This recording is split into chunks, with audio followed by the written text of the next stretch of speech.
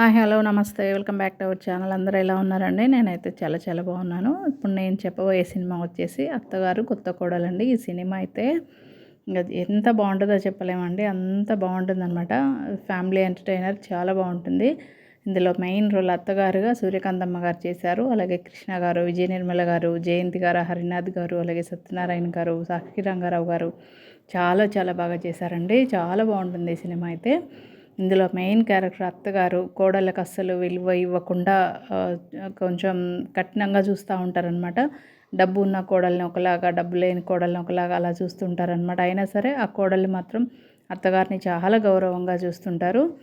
తర్వాత ఇందులో విజయ నిర్మల గారు వచ్చేసి అత్తగారిని చాలా ఆటపట్టిస్తుంటారండి. తనకి కోడల విలువ తెలియచేయాలి, మనుషుల విలువ తెలియచేయాలి అని చెప్పేసి చాలా తనతో పనులు చేయించడం కానీ, కోడల కష్టం ఏంటనేది కూడా తను కూడా తెలుసుకోవాలి.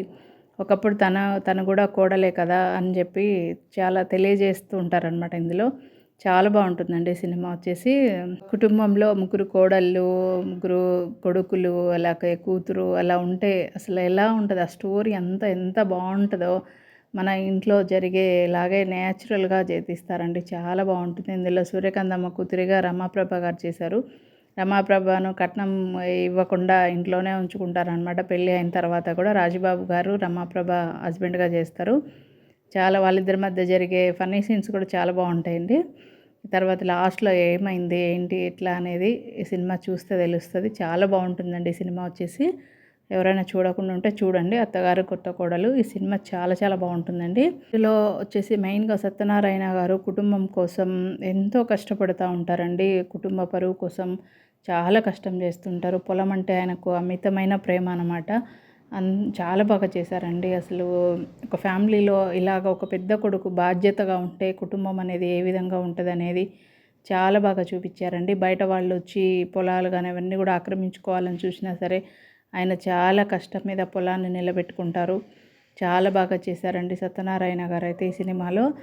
మనకు మెయిన్గా ఏంటంటే అత్తగారు కోడళ్ళ మధ్య జరిగే సంభాషణలు అలాంటి సినిమాలు అంటే చాలా ఇష్టం కదా.